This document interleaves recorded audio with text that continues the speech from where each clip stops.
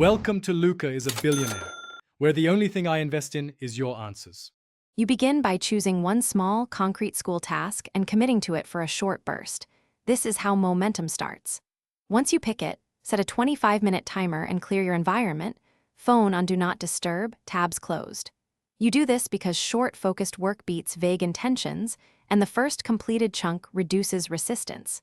Make sure to tell yourself you only need to try for one interval. That lowers anxiety and makes starting possible. Once you've completed the opening interval, continue by structuring the middle. Break the assignment into 3 priority subtasks and attack them in order.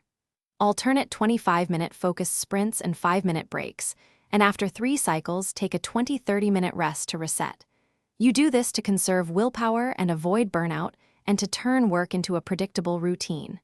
Make sure to log each finished subtask. Seeing progress fuels motivation, and keeps to finish, dedicate a final focused block to wrap up and a short review pass to catch mistakes.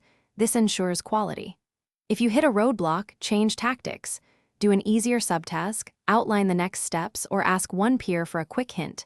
Shifting perspective often restarts momentum. If motivation collapses, shrink the next session to 10 minutes and recommit. Consistency matters more than length. Troubleshoot by identifying which barrier stopped you, and remove it before the next. Thanks for watching and please subscribe. It's the best investment you'll ever make.